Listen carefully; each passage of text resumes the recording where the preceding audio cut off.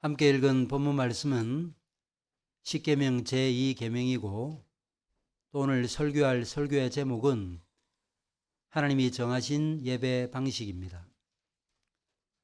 그래서 우리 가운데 예배와 십계명이 무슨 연관이 있는가 라는 질문을 가질 분이 있을지 모르겠지만 십계명과 예배는 밀접한 관련을 가지고 있습니다.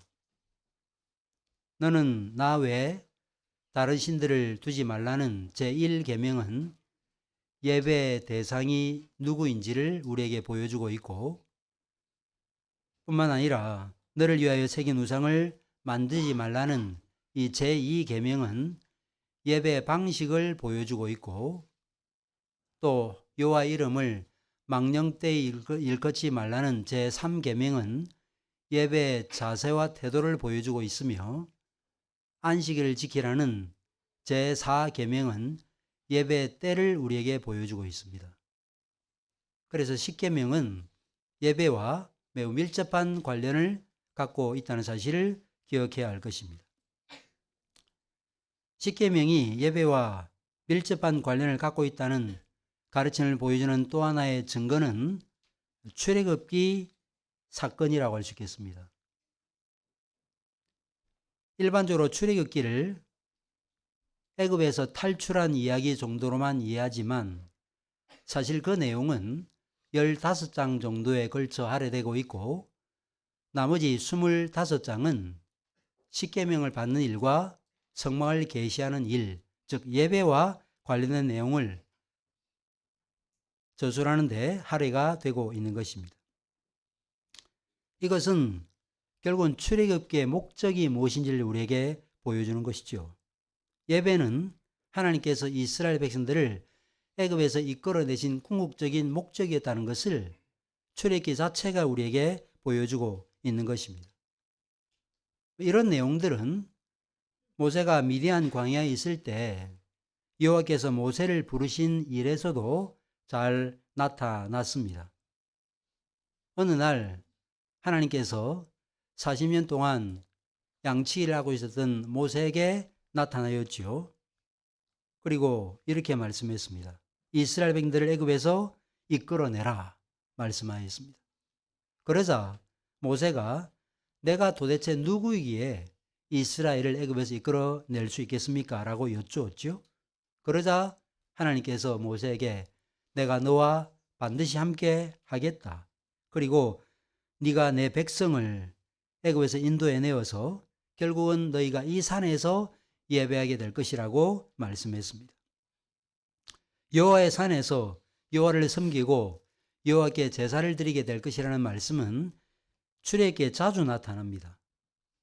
애굽의 바로가 모세에게 도대체 무슨 목적으로 내 백성을 빼내어 가려고 하느냐라고 물었을 때 여호와의 산에 가서 희생제사를 드리기 위함이라고 대답했던 것입니다.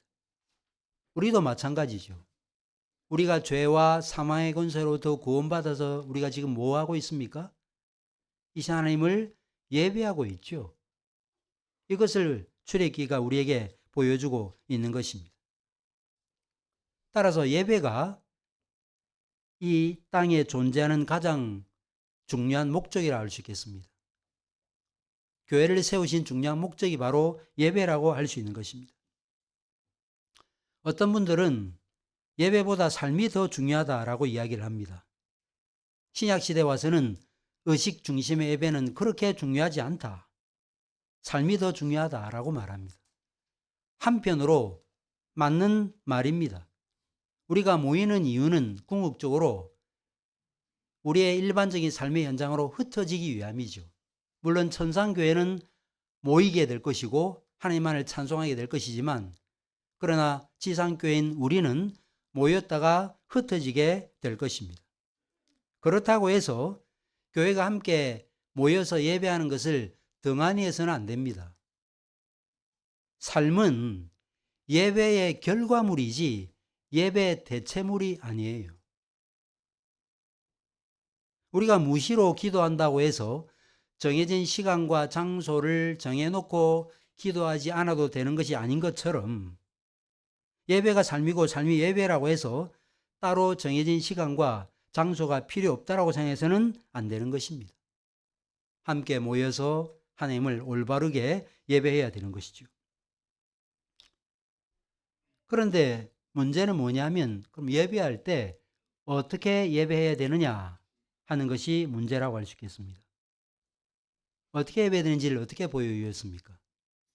하나님께서 이스라엘 백성들을 애굽에서 이끌어내시고 3개월 후에 시내산으로 인도해 들이시고 그 다음에 시내산에 강림하셨죠. 자신을 계시하였습니다. 그리고 십계명을 주셨습니다. 그리고 언약 백성들과 언약을 맺으시고 성막 제도를 계시해 주셨습니다. 이러면서 십계명이 무엇입니까? 십계명은 언약 백성들이 마땅히 지켜야 될 도리고 신적 본질에 따른 예배 모범, 예배 규범이라고 할 수 있겠습니다. 하나님의 언약 백성들은 예배 형식, 예배 요소 등 예배와 관계된 모든 분야를 하나님이 정하신 방식대로 따라야 되는 것입니다.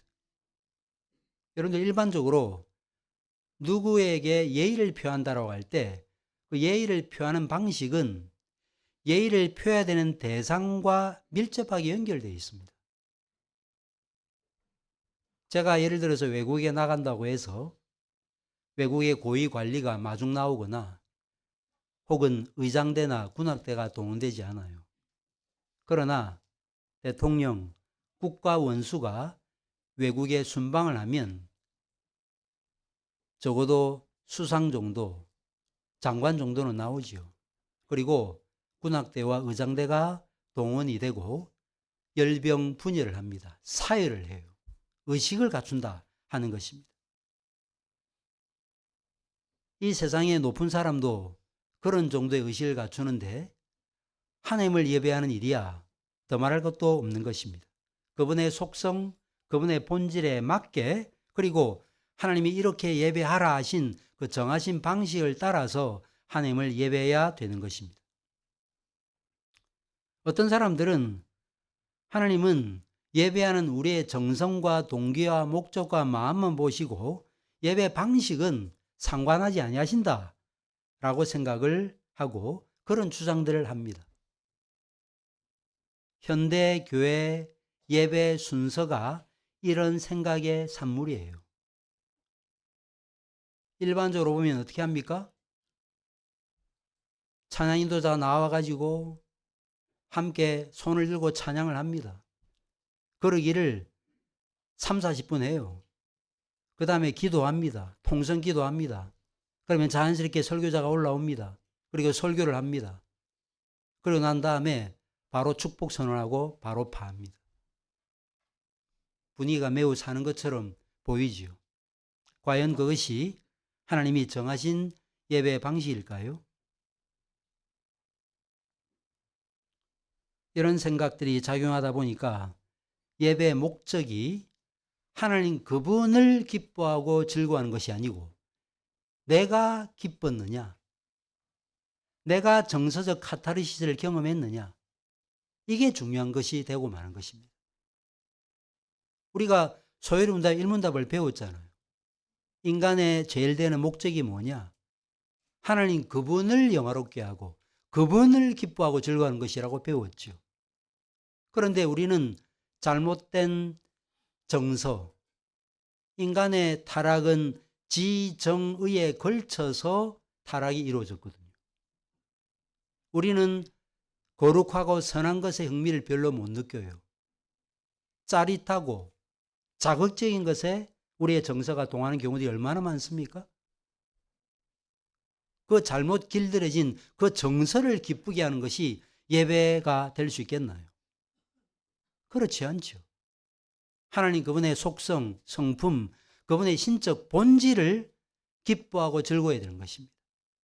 그것이 바로 예배라고 할 수 있는 것입니다. 이러면서 십계명은 예배 모범입니다. 십계명은 우리가 항구적으로 지켜야 될 도덕법이에요. 그림자와 모형의 시대인 옛 언약 시대는 물론이거니와 새 언약 시대에도 지켜야 될 법입니다. 그래서 우리는 이미 십계명은 도덕법으로 배웠습니다.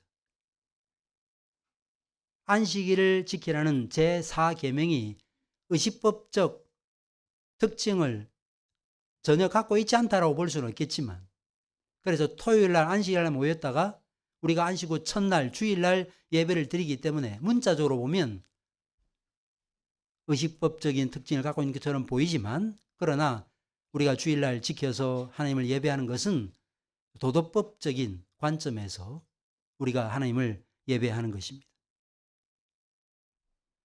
이처럼 하나님을 예배할 때 하나님께서 이미 우리에게 주신 원리를 따라, 또 하나님께서 우리에게 내신 방도를 따라 예배해야 된다는 사실은 성경 곳곳에 나타납니다.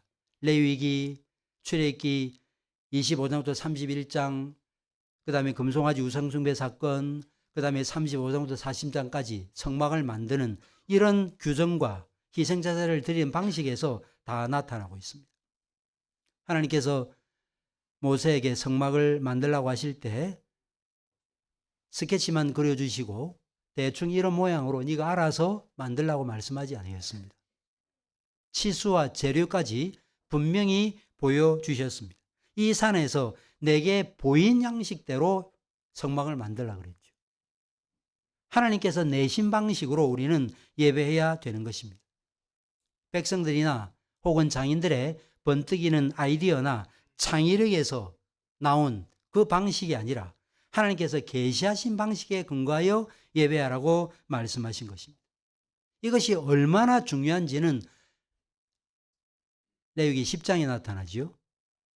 나답과 아비후가 분향을 할 때 하나님이 명하시지 아니한 다른 불을 가지고 분향했다가 그 향단에서 불이 나와서 죽임을 당했습니다. 그런데 아론의 삼촌 우시엘의 아들들이 나답과 아비후의 시신을 내어갈 때 옷 입은 채로 밖으로 메어갔다고 되어 있어요. 물리적인 불이었으면 옷은 타버렸을 것입니다. 그러나 옷 입은 채로 내어갔다고 이야기해서 그 불은 소멸하시는 여호와의 불이었다는 사실을 증거하고 있는 것입니다. 이 사건이 하나님이 명하지 않는 방식으로 예배하는 것을 하나님이 극히 싫어하신다는 것을 보여주는 것입니다. 이뿐 아닙니다. 사무엘하 6장을 보시면 다윗 때 아비나답의 집에 있었던 법궤를 옮기는 사건이 나타나지요. 법궤를 어떻게 옮겼습니까? 소가 끄는 수레에다가 옮겼습니다. 웃사가 그 일을 수행하다가 나곤의 타작마당에서 갑자기 소가 뛰자 언약궤가 떨어질 위험에 처하게 되었죠. 웃사가 붙들었는데 그 붙드는 즉시 웃사는 죽고 말았습니다. 이해가 안 되죠. 그러나 성경을 아는 사람은 이해가 됩니다. 왜 그랬을까요? 언약궤는 반드시 어깨에 메고 옮기도록 되어 있거든요. 이런 사건들은 우리에게 뭘 지시하는가? 하나님을 예배할 때 우리의 아이디어, 우리의 편한 대로 이 시대의 방식을 따라서 예배해서는 안 되고 하나님이 정해 놓으신 방식대로 예배해야 된다는 사실을 우리에게 보여주는 좋은 예라고 할 수 있는 것입니다. 그럼에도 불구하고 어떤 사람들은 그거야 구약시대 이야기고 신약시대는 그렇지 않다라고 주장하는 분들도 있습니다. 과연 그럴까요? 그렇지 않습니다. 요한복음 4장에 수가성 여인과 주님께서 대화하시는 장면이 나타납니다. 여러 이야기를 하시다가 여자가 계속해서 자신의 치부를 드러내는 그 주님의 말씀에 견딜 수가 없어서 다른 주제를 불쑥 꺼냈습니다. 우리 조상들은 이 산에서 예배했는데 당신들의 말은 예배할 곳이 예루살렘에 있다 하더이다 라고 하면서 갑자기 예배라고 하는 주제를 끄집어내었습니다. 그럴 때 주님께서 잠만 말고 네 남편 5명 데려와 그렇게 말씀하지 아니하시고 여자여 내 말을 믿으라. 이 산에서도 말고 예루살렘에서도 말고 너희가 아버지께 예배할 때가 이리라. 너희는 알지 못하는 것을 예배하고 우리는 아는 것을 예배하노니 구원은 유대인에게서 남이라고 말씀했습니다. 너희는 알지 못하는 것을 예배하고 우리는 아는 것을 예배한다. 사마리아 사람들의 예배는 이러면서 하나님께서 받으실 수 없는 예배였습니다. 반면에 유대인들의 예배는 받으실 수 있는 예배였습니다. 왜 유대인들은 하나님께서 받으실 수 있는 예배를 드릴 수 있었을까요? 계시를 통해서 하나님이 누구신지를 알았기 때문이었습니다. 이미 말씀드렸지만 3개월 후에 이스라엘 백성들이 시내산에 도착하게 되고 하나님께서 시내산 위에 강림하였습니다. 출애굽기 19장에 이 사실이 잘 묘사되어 나타납니다. 하나님께서 시내산에 임하실 때 어떤 현상이 나타났습니까? 우레와 빽빽한 구름이 산 위에 있고 나팔 소리도 매우 크게 들렸다라고 증거하고 있습니다. 시내산 위에 연기가 자욱했고 하나님께서 불 가운데 강림하셨다고 되어 있습니다. 그리하여 온 산이 진동했다고 되어 있습니다. 그런데 이 모든 현상들은 사실은 신적 현현 현상이었습니다.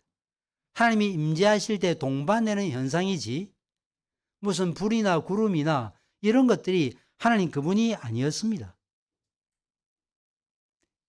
이런 사실은 광야 생활을 끝낸 모세가 모압 평지에 있던 이스라엘 백성들에게 했던 설교에서도 알 수 있습니다.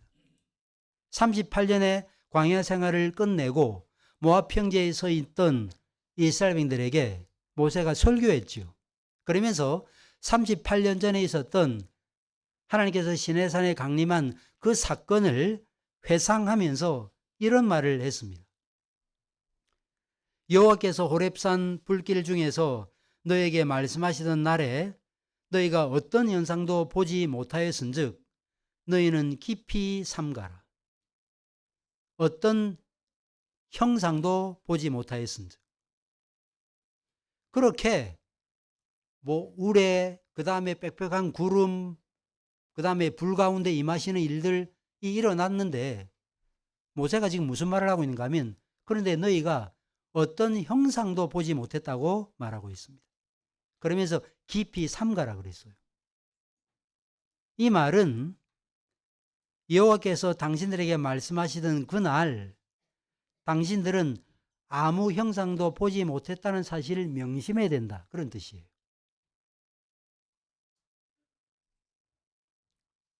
주님께서 수가성 여인에게 하나님은 영이시니라고 말씀했습니다. 하나님은 눈으로 볼 수 없습니다. 그러나 그분이 존재하지 않는다고 말할 수 없죠. 지금은 산소가 있고 전파가 흐르지만 산소가 없다고 말할 수 없고 전파가 없다고 말할 수 없는 것처럼 하나님 그분은 지금도 온 우주 만물에 충만해 계십니다. 그분은 초월자고 그분은 창조주이시기에 인간이 만들어 놓은 어떤 형상에 갇혀 계실 수 없는 분이시죠. 이런 사실에 기초해서 오늘 본문에서 주님께서 이 계명을 말씀하신 것입니다. 너를 위하여 새긴 우상을 만들지 말고 또 위로 하늘에 있는 것이나 아래로 땅에 있는 것이나 땅 아래에 물속에 있는 것에 어떤 형상도 만들지 말며 그것들에게 절하지 말고 그것을 섬기지 말라고 말씀하신 것입니다. 그런데 그야말로 잉크가 마르기 전에 배신하고 말았습니다. 모세가 십계명을 받아 내려오기 전에 이미 이스라엘 백성들은 금송아지 우상을 만들었습니다. 모세가 시내산에서 올라갔다가 내려온 일이 더뎌지자 백성들이 아론에게 우리를 인도할 신을 만들어내라. 도대체 우리를 인도한 그 사람 어디 갔느냐? 비난했습니다. 모세가 아닌 다른 중보자를 찾기 시작한 것이고 여호와가 아닌 다른 신을 요구한 것이 아니고 그들은 여호와를 보여주는 상징물을 요구했던 것입니다. 하나님은 이 일에 매우 진노하셨죠. 그래서 어떻게 하도록 하였습니까? 금송아지를 가루로 다 만들어버리고 물에 타서 백성들이 먹도록 했습니다. 이것은 하나님이 우상숭배를 얼마나 극히 미워하신지를 보여주는 것이죠. 저와 여러분은 이런 실수를 범할 때가 없는지요? 사람은 하나님의 형상대로 지음을 받았기 때문에 기본적으로 신에 대한 감각 자체를 지울 수가 없어요. 그래서 일반적으로 어떤 대륙에 가도 자연 종교라고 하는 것이 다 있습니다. 주술사가 있고 무당이 있어요. 왜 그렇죠?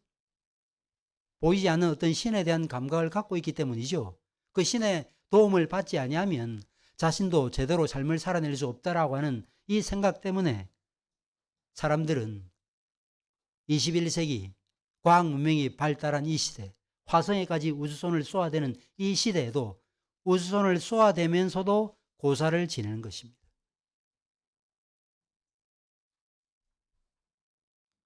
우리에게 무엇을 보여주는 것입니까?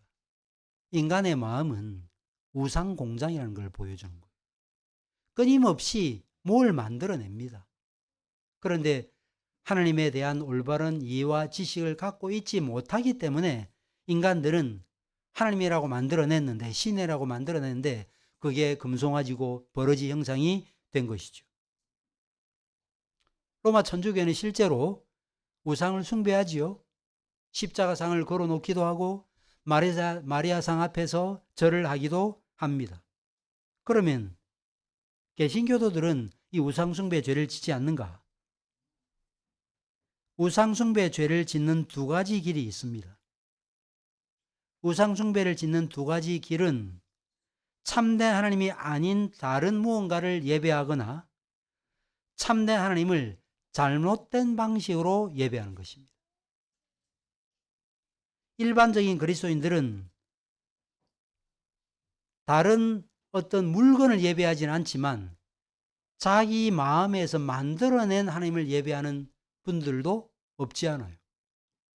그래서 만들어낸 신이라는 책이 있잖아요. 하나님이 이런 분일 거야. 하나님은 사랑과 자비와 긍휼과 온유와 겸손이 충만한 분이시야. 이런 편향된, 그분은 거룩하고 의롭고 심판하시는 하나님이라는 사실에 대한 이 의식은 접어버리고 자신의 마음에 좋아하는 하나님 상을 만들어 놓은 거예요. 이게 바로 성경이 계시하는 하나님이 아닌 다른 하나님을 예배하는 것입니다. 두 번째로는 하나님이 정하신 방식이 아닌 다른 방식으로 하나님을 예배하는 것입니다. 이게 바로 우상숭배의 죄예요. 이 우상숭배의 죄로부터 이런 면에서 우리 모두가 다 벗어나 있다라고 볼 수 없는 것입니다. 그래서 예배 시간 안에, 예배 순서 안에 인간의 다양한 아이디어들이 들어왔죠. 예전에 없었던 아이디어들. 무엇이 들어왔습니까? 워십댕신도 들어오고, 간증도 들어오고. 요즘에는 좀 뜸해지긴 했지만요. 이름에서 우상숭배가 뭐냐라고 말할 때 예배와 관련해서는 하나님의 계시, 하나님의 말씀을 참고하지 않고 자기 아이디어를 내어서 예배하는 것입니다. 그리스도인은 자신의 추측이나 상상, 자기 경험이나 아이디어를 따라서 하나님을 예배해서는 안 됩니다. 하나님의 본질과 성품을 제대로 알지 못하면요, 회개도 못해요. 왜 회개도 못할까요? 자기 마음 안에 이런 죄들은 하나님이 절대로 용서하지 않을 것이라고 하는 그 의식이 남아있기 때문이죠. 그래서 칼빈이 이사야 주석을 쓰면서 우리가 하나님께로 돌아갈 때 가장 큰 장애물 걸림돌이 뭐냐? 하나님이 이런 분이실 거야 라고 하는 자기 생각이 가장 큰 장애물이라고 그랬어요. 이런 번씩 7번이라도 용서하신 하나님의 은혜와 사랑이 뭔지를 제대로 알지 못하기 때문에 인간은 어느 정도 참다가 못 참는 성격을 갖고 있기 때문에 그 성격을 투영해서 하나님이 이런 분이실 것이다 라고 생각하니까 하나님께로 돌아올 수가 없는 것입니다. 이게 다 우상숭배입니다. 하나님이 계시하신 본질과는 거리가 먼 신앙생활이에요. 그런 사람은 대개 금욕주의적인 신앙생활을 하겠죠. 자기 애를 학대하겠죠. 죗값을 어느 정도 치렀다라는 마음의 안정감이 들기까지는 두 손 들고 하나님께로 나올 수 없는 것입니다. 이래서는 안 되는 것입니다. 우리는 하나님을 생각할 때 하나님의 계시를 따라 생각해야 됩니다. 성경 계시가 하나님에 대한 우리 생각의 자원이 돼야 돼요. 소스가 돼야 됩니다.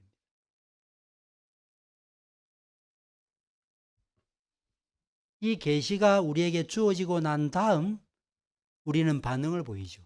이게 예배라고 할 수 있겠습니다.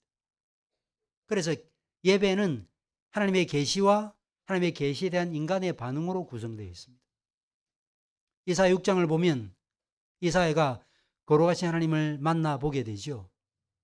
그럴 때 화로다 나여 망하게 되었도다 라고 탄식했습니다. 사도 베드로는 고기가 많이 잡혔을 때 주여 나를 떠나소서 나는 죄인입니다 라고 고백했습니다. 사도 요한은 부활하신 주님을 만나보고 난 다음에 죽은 자처럼 되고 말았습니다. 이게 바로 예배인 것입니다. 설교는 하나님의 계시고 찬송과 기도 그리고 헌상은 하나님의 계시에 대한 올바른 반응인 것입니다. 이처럼 하나님의 계시가 하나님을 아는 데 중요한 요소라고 하면 예배 형식도 하나님의 계시에 근거해야 되는 거죠. 참되신 하나님을 예배해야 되는 것입니다. 하나님이 정해놓으신 방식대로 예배해야 되는 것입니다. 우상숭배적 요소를 피해야 되고 모든 예배 요소가 하나님의 말씀에 근거한 예배 요소로 이루어지도록 해야 되는 것입니다. 이걸 가리켜 우리 개혁자들이 뭐라고 말하는가? 예배의 규정적 원리라고 표현했습니다. 예배의 규정적 원리. 예배는 하나님이 정해놓으신 방식을 따라 해야 된다. 우리의 아이디어의 결과물로 예배에서는 안 된다고 말하고 있는 것입니다.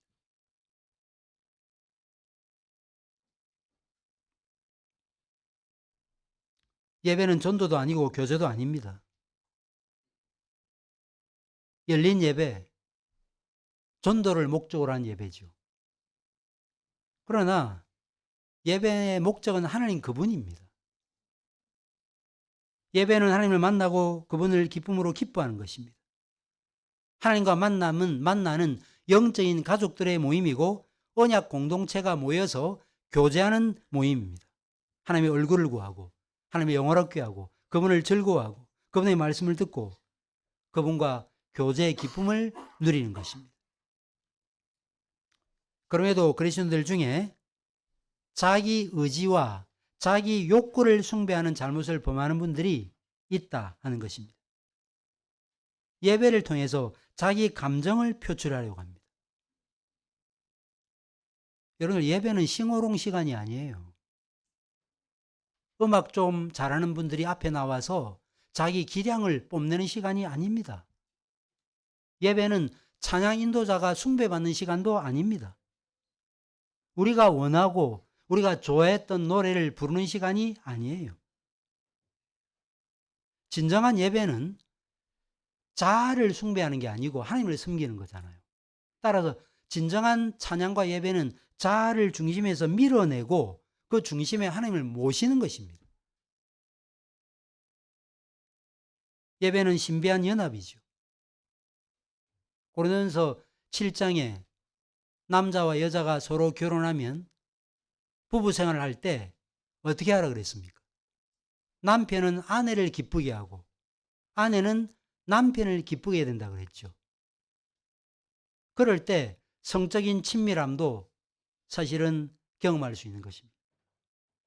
하나님을 예배하는 것도 마찬가지예요. 내가 좋은 게 하나님이 좋은 게 아닙니다. 하나님을 기뻐하고 하나님을 즐거워하고 그럴 때 우리도 기쁘고 우리도 즐거운 것입니다. 왜 그렇죠? 하나님께서 임재하시고 우리의 마음에 말할 수 없는 구원의 기쁨과 감격을 회복시켜 주시고 우리의 상한 마음을 치유해 주시고 우리를 하나님의 백성으로 다시 한 번 더 새롭게 빚어주시기 때문인 것입니다. 여러분들은 이런 의식을 가지고 계신지요? 그런데 하나님을 내가 기뻐했는가? 하나님 그분의 계시와 본질과 속성에 맞게 예배했는가는 별 관심이 없고 예배 시간에 내 마음이 기뻤는가? 내 감정이 고양되었는가?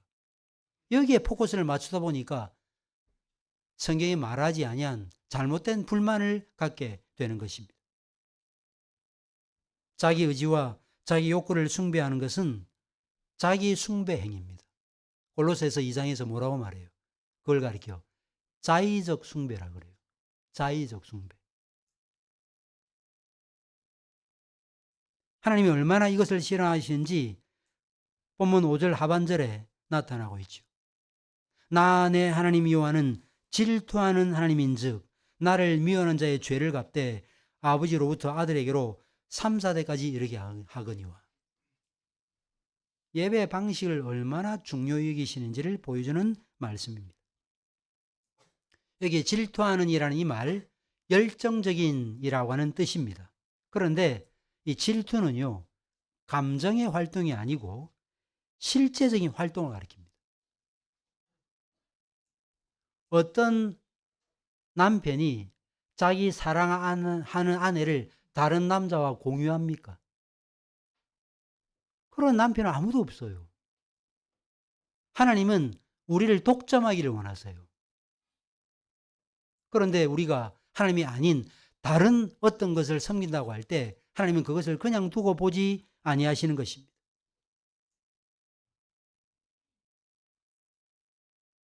주님께서 수가상 여인과 대화하실 때 아버지께서는 지금도 영과 진리로 예배하는 자들을 찾으신다라고 말씀했습니다. 누구를 찾으신다고요? 영과 진리로 예배하는 자들을 찾으신다. 예배하는 자들이라고 말했습니다. 회중, 공동체를 가리키는 것입니다. 그런데 예배하는 자들이라는 이 말에서 우선 우리가 봐야 되는 것은 예배라는 단어입니다. 예배가 중요하지 않으시다면 예배하는 자들을 찾으실 리 만무하죠. 따라서 회중들이 함께 모여서 드리는 이 공동 예배, 우리에게도 중요하지만 하나님에게 얼마나 중요한 일인지 모르겠습니다. 이 예배를 드릴 때 어떻게 드려야 된다고요? 하나님이 정하신 방식으로 예배해야 됩니다. 우리의 아이디어와 우리의 생각의 산물로 예배해서는 안 되는 것입니다. 고린도전서 14장을 보시면 마음으로 기도하고 찬송하는 일, 예언하는 일, 그 다음에 통역하는 일 등등 예배 순서들이 쭉 나타나고 있습니다. 모든 교회에서 함과 같이라는 말씀을 통해서 이 일이 공회 중에서 예배 중에서 이루어져야 된다는 사실을 확인하게 되죠. 그리고 주의 명령이라는 말씀도 나타납니다. 이것은 하나님의 명령을 따라 예배된다는 사실을 보여주는 것입니다.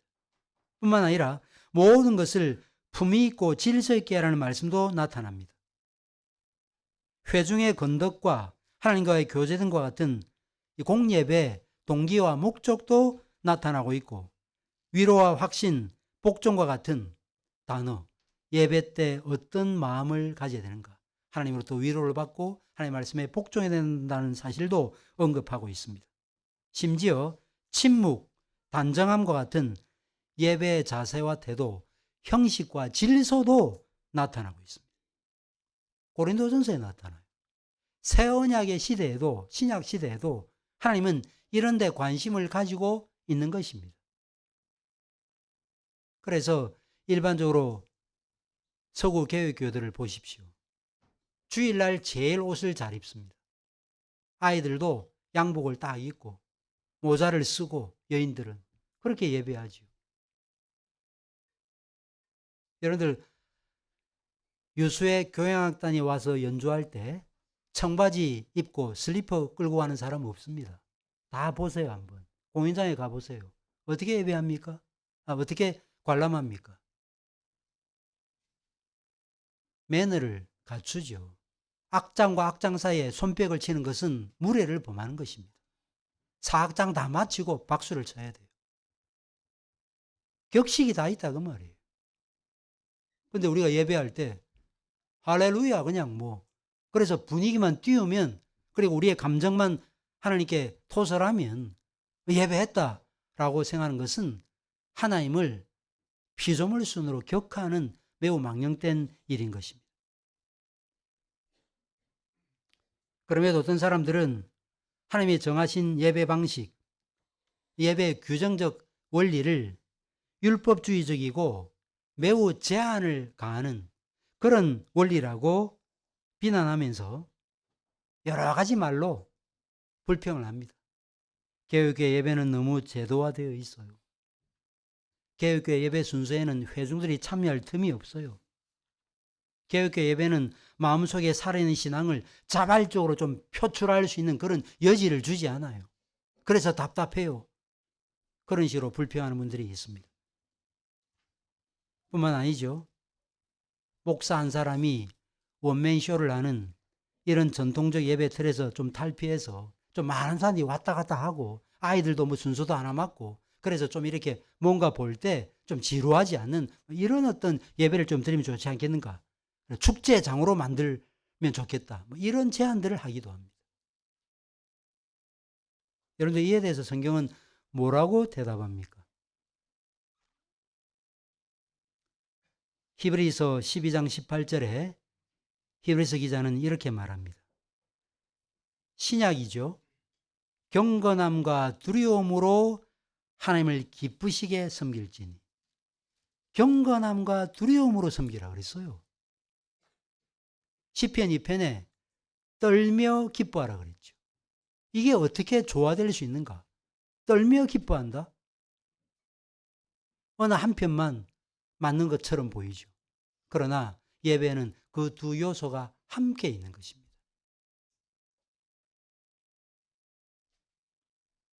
그렇다면 이 경건함과 두려움으로 하나님을 기쁘시게 섬기라 그랬는데, 경건함과 두려움으로 하나님을 기쁘시게 섬기는 방법이 무엇일까요? 그것은 하나님이 명시적으로 명하신 것이나 성경에 예시되어 있는 것이거나 혹 그게 아니라면 영감된 하나님의 말씀을 해석하는 원리로부터 도출해낼 수 있는 것이라야 된다. 그것으로 예배하라는 말이죠. 하나님이 명하신 것, 성경에 예로 나타나는 것, 그게 아니라면 하나님께서 말씀하신 성경의 원리에서 추출해낼 수 있는 원리에 맞는 것이라야 된다. 이것으로 하나님을 예배하는 것입니다.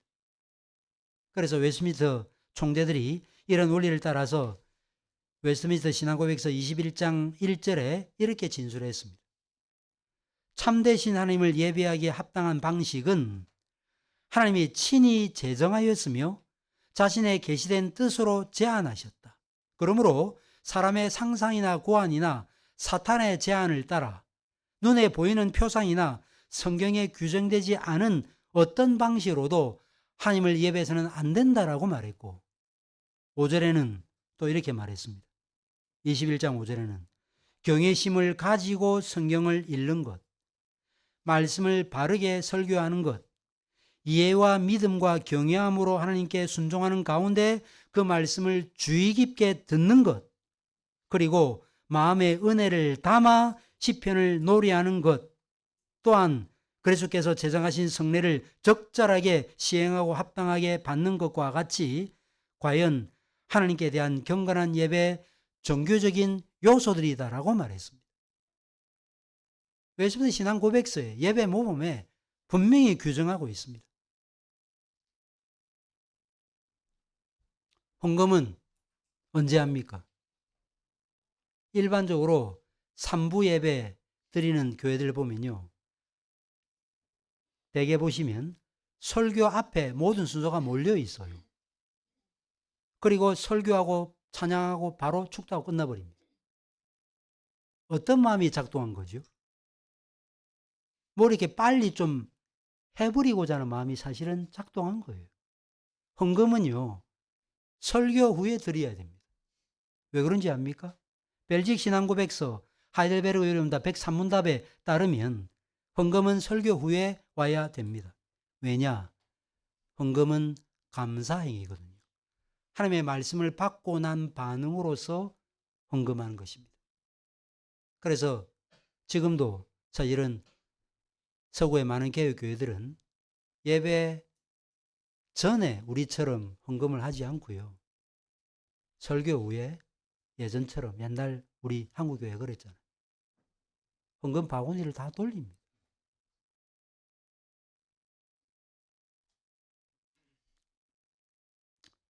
우리는 이런 원리를 따라 예배해야 될 것입니다. 그러나 제가 높아심에서 말씀드렸는데 너무 경직되어서는 안 될 것입니다. 근본주의자들에게는 다툼이 없는 교리가 없고 자유주의자에게는 다툼이 날 교리가 없다라는 말이 있습니다. 무슨 뜻인지 아시겠어요? 근본주의자에게는 다툼이 없는 교리가 없다. 성경을 문자로 고집하다 보니까 뭐든지 하여튼 치열하게 다투려고 한다 그 말이죠.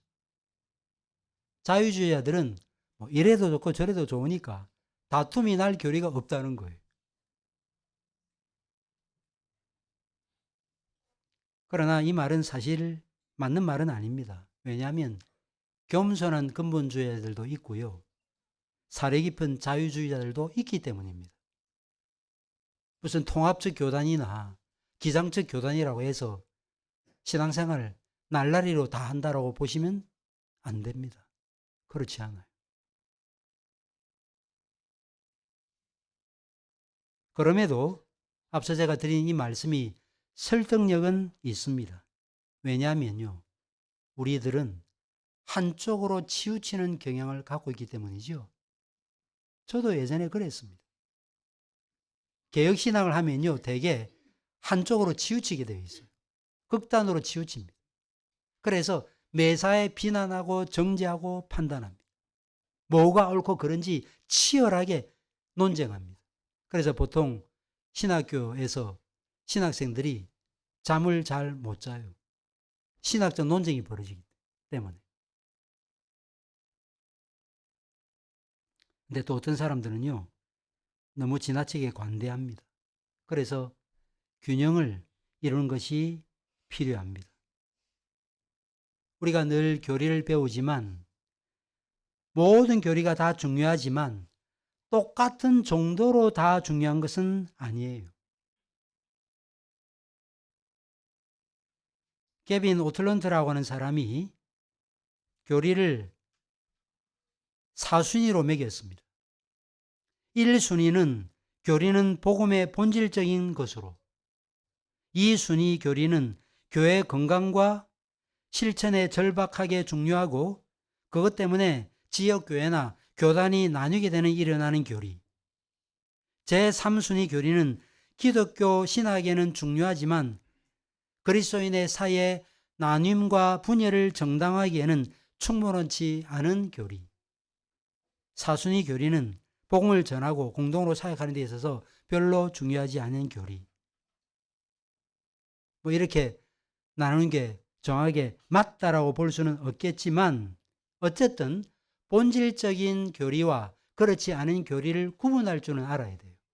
예를 들어서 믿음으로서만 구원 얻는 징의 교리는 본질적인 교리죠. 그래서 이것은 목숨을 내어놓고서라도 사수해야 될 교리예요. 그러나 유아 세례와 관련된 입장은 달라요. 물론 우리 장로교인들은 언약 신학의 입각에서 유아 세례가 성경적이라고 보지만 그러면 유아 세례를 인정하지 않는 침례 교도들은 과연 신자도 아니냐? 그렇지 않다는 것입니다. 조엘 비키 목사님이 개혁파 조직신앙이라는 책을 썼습니다. 근데 그 책을 혼자 쓰신 게 아니고 폴 스몰리라고 하는 또 한 분과 함께 섰습니다. 공저예요, 공저. 근데 이 폴 스몰리 교수님을 제가 그랜드 레피즈에서 만났는데 어디에서 만나느냐? 조엘 위키 목사님이 출석하는 교회에서 만난 게 아니고요. 특수 침례교회.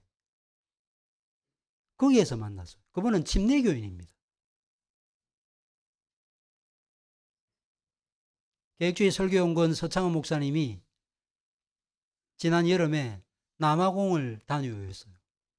여러분들 대개 남미 계통이나 아프리카에 사는 분들은 예배할 때 여러분들처럼 이렇게 가만 앉아 있지 않습니다. 찬송하면 어떻게 하지요? 일어납니다. 그러면서 어깨춤을 춥니다. 그러다가 앞으로 나와요. 그럼 줄을 이어가지고 이렇게 삥삥이 돕니다. 그러기를 한 1시간 정도 해요. 이런 모습을 지켜보고 이 서 목사님이 여기에는 좀 개혁 신학이 제대로 전수가 되고 개혁파 신학이 제대로 가르쳐져서 좀 이 하나님이 정하신 예배 규정적 원리를 따라서 예배하는 그런 좀 개혁 교회는 좀 없습니까? 그러니까 선교사님이 한 20몇 년, 20한 5, 6년 사회 가신 선교사님이 그런 교회는 없다 그래요. 그런데 어떤 분이 어느 교회 가면 그렇게 예배한다더라는 말씀을 듣고 어떤 교회에 갔다는 거예요. 갔는데 저희 교회처럼 예배 모임을 따라서 바르게 예배하는 것을 보고 정말 기뻤다는 것입니다.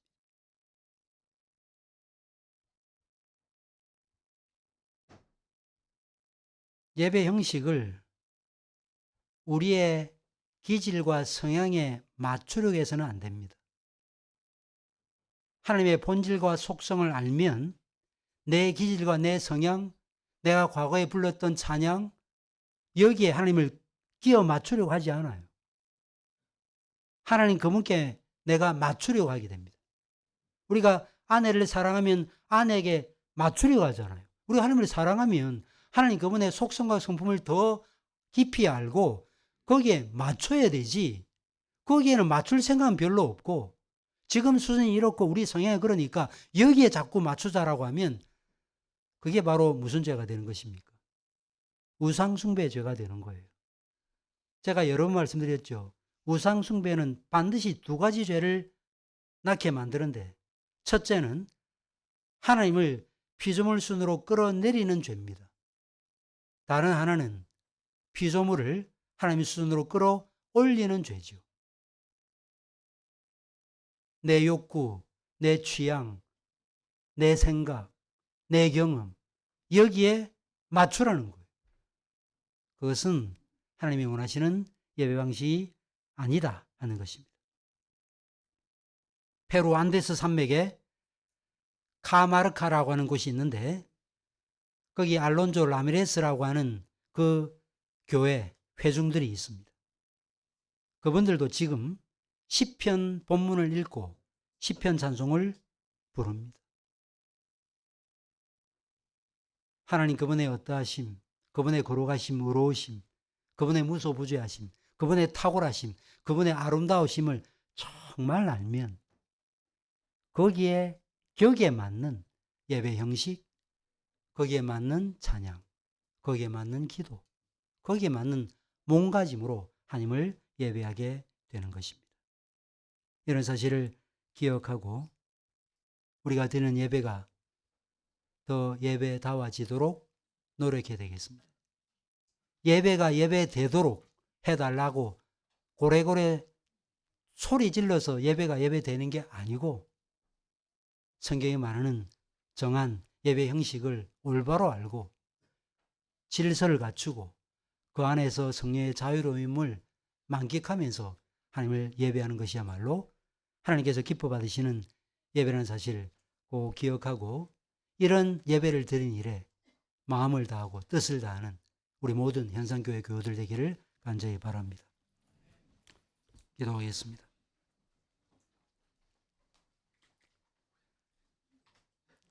하나님 아버지, 우리가 더욱더 주님을 알기를 원합니다.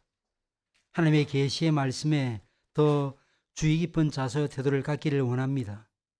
하나님이 어떤 분이신지를 올바로 알고 하나님께서 정하신 방식이 어떤 것인지 성경을 통해서 역사적 개혁 교회를 통해서 예배 모범을 통해서 어떻게 드러나고 펼쳐지는지를 알기를 원합니다.